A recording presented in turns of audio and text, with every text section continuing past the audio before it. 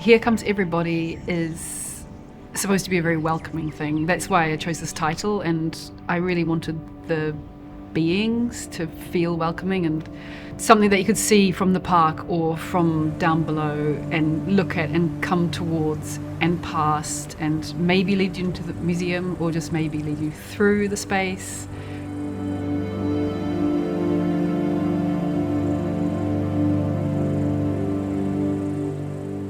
I don't really like to use the word human figure or even really figure, because to me they're sculptures. It's a visual exercise about elongation. I thought a lot when working on this work about the Moreton Bay figs in the nearby parks and the way that they're tall and sinewy, and the rubber that I worked with lends itself to also being stretched and pulled.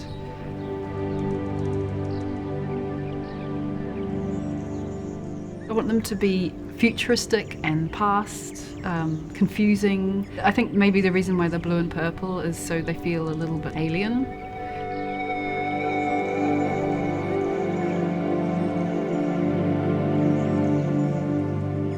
It's one sculpture, but the three parts of the sculptures are three pairs, and the three pairs are doing similar things but quite different things. So they're all either piggybacks or shoulder rides. And the first one you meet, one of the figures is petting or manhandling a creature, which is turning around to bite them. And I like that the bite can be very friendly. I wanted this tension between viciousness and play. There's another pair that are holding onto part of the building. And a lot of these works, the figuration is about being stretched and very tall, thin limbs, which for me was an echo of the columns. And then the third piece you'll encounter is a pair piling rocks. And that work also has a creature winding up an arm, which also, is it scary or is it sweet? Is it friendly? I don't know. I've always been really interested in the Sisyphus story. You know, Sisyphus is just pushing by himself, but maybe if there's two of you can actually pile the rocks, you can start to work the rocks and do something with them. And I've always made these elongated figures. It's been an interest of mine for a long time. I was doing research into some Japanese figures, long legs and long arms. Sometimes I've read them described as creatures, sometimes mythical humans, but they work together. One has long legs and another one has long arms, and they do things like fishing mostly. If you see them at the seaside, it's considered lucky. And also they symbolize symbiosis. They symbolize working together, and I think that's a really beautiful thing, because a gallery of this size and making a work for me of this size, I can't do this alone. I have to work with other people. So I built a beautiful team around me. I had fun and got to learn how to scale up my work.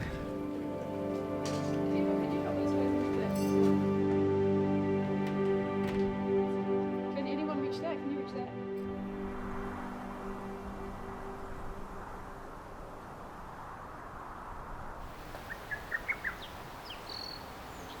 The work for the sculpture I made mostly in Italy because of various family reasons. Martino decided to live in Italy in 2001, and I was very lucky that my niece had this lovely, lovely space to work in. It's a little town called Marling or Malengo. It's a town where most people speak Italian and or German, and I had a lovely team of young people who would normally be apple picking that time of year, but instead came and worked with me. My husband Martino's mother, Anna, would come nearly every day and cook us lunch, and would eat together every day.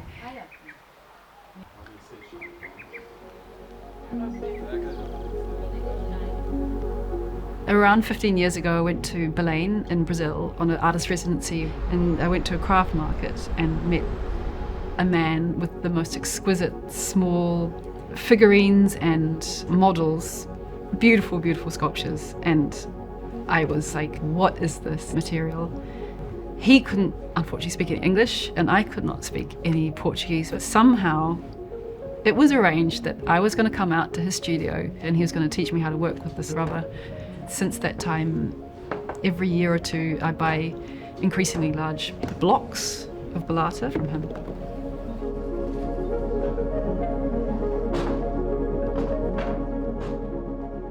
Some rubbers are wild and some rubbers are from plantations. And this is a wild rubber. It's from the tallest tree, and these trees only grow on the equator.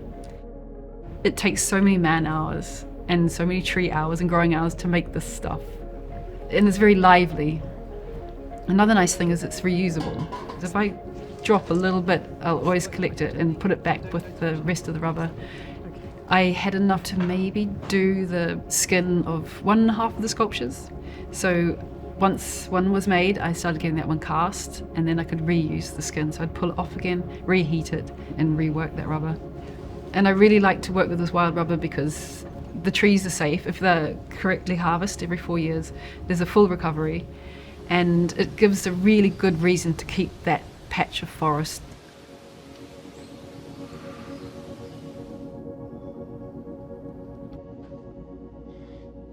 I started small and I just figured out what is it exactly I want to make before I even worried about how to scale that up. So I made this model of the architecture at 1:20, and I made the small models.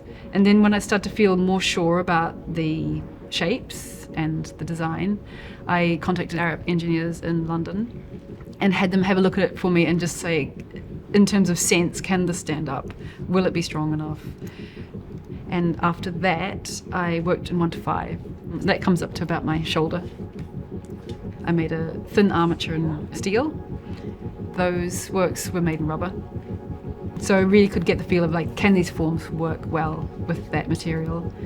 And once those were looking good, I had them scanned.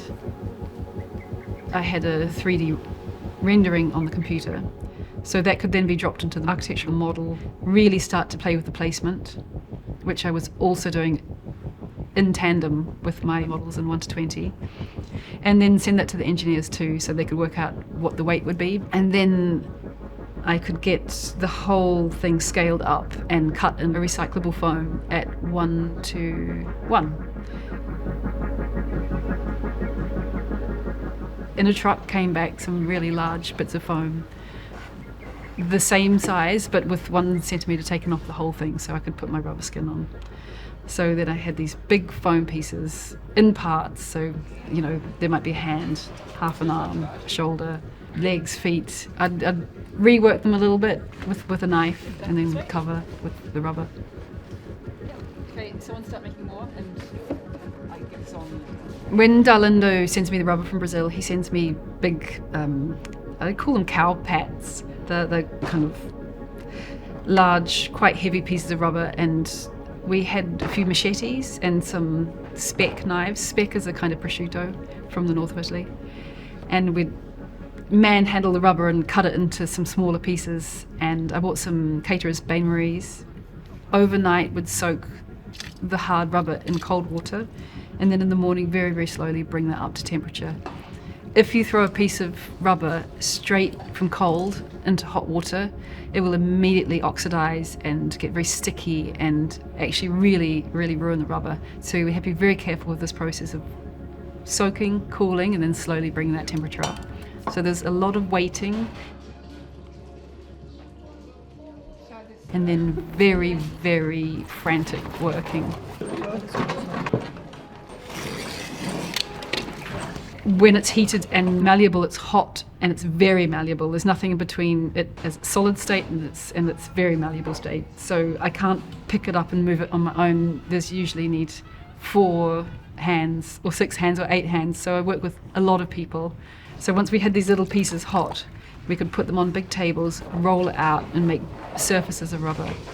And then with our arms, carry over to this foam armature and attach to that, and then while it's still hot, try to prepare the next sheet, because you join rubber to rubber by heat. And a lot of the complications of this was how to sequence this quite large body of work to keep the rubber always hot at one end so we could keep on joining and joining.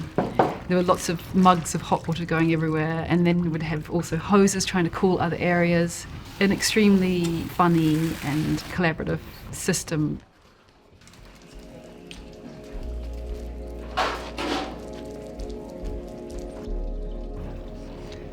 I wanted to make a few parts, these sculptures that were small, that I could just very quickly make at the end of the day when I had a little bit of extra rubber. You know, when we'd finished putting the skin on, and I just wanted to be able to play and make, and so that's where those smaller things come from, is me having a second to play. So once the foam armatures have been covered in rubber and checked and we're happy with the look, I'd call up my foundry and they'd send a big truck, which only just fit up a little narrow country passage, and would load that and send it down to the foundry. The foundry is in Vicenza. It's called Fonderia Guastini. One of the main reasons of making these in Italy is they are really used to making really big bronze sculptures. They know exactly how to process it, how to run it, how long it'll take them, how much it'll cost them, how to work with the engineers. It's very technical, but artistic too.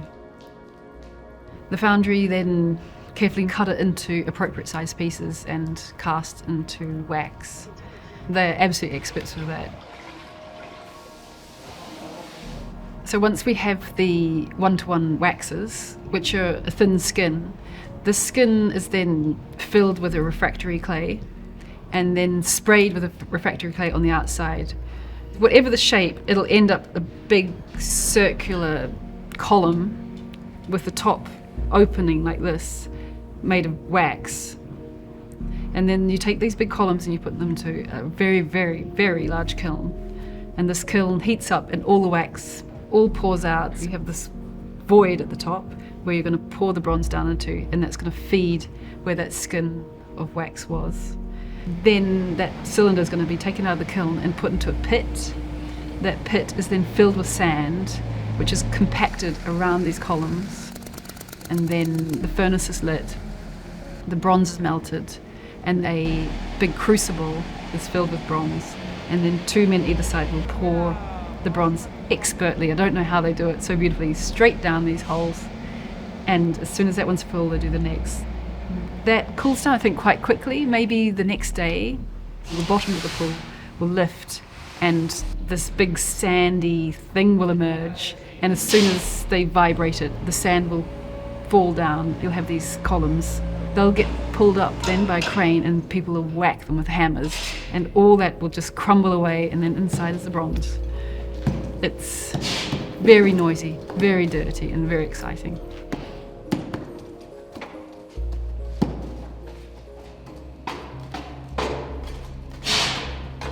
So once all the refractory has been hit off, you have a work, which is the bronze, but then there'll all be the feed lines that brought the bronze down to all the parts of the sculpture. So that gets very carefully cut off, but then the hand will be joined to the wrist, which will be joined to the arm, and they will finally build it up to a large thing, and they will send that to the nearby engineers called Lenaro, who invented a system like a vine or a tree that sits inside, which is made in stainless steel.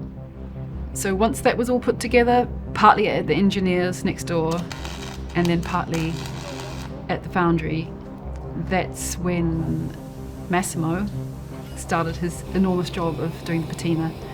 You heat the bronze to put on a patina, and you add a chemical layer. So patinas are bonded, it's not a paint, it's actually bonds with the bronze.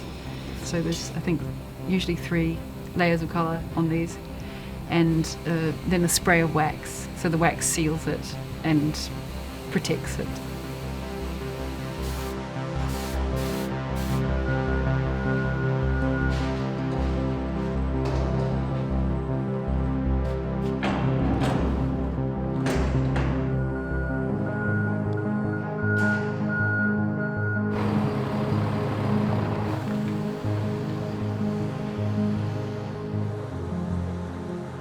We had to actually make our own scaffolding system. We put the sculptures in after the roof was on, so we couldn't just lift it in with a crane and drop them down. We brought them onto site, horizontal, and then Lenaro, the engineers, invented a beautiful gantry that could slowly lift them up and then hike them up a little bit so we can drop them down.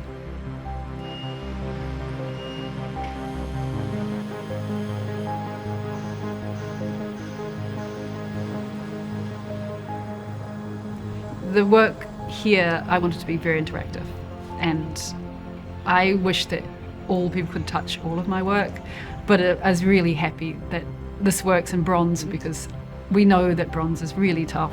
It can stand millions and millions of touches forever. I hope the patina will start to wear off, especially around knee down, because that's the lovely thing about bronze too. It's quite lively when outdoors and when in use, and when touched frequently. I love when bronze goes shiny and golden, and so I'm really looking forward to seeing how that changes. And you can also read what people are interested in by that, which is interesting to me. Like, which sculpture are people drawn to? What do people want to touch? And we'll see evidence of that soon enough.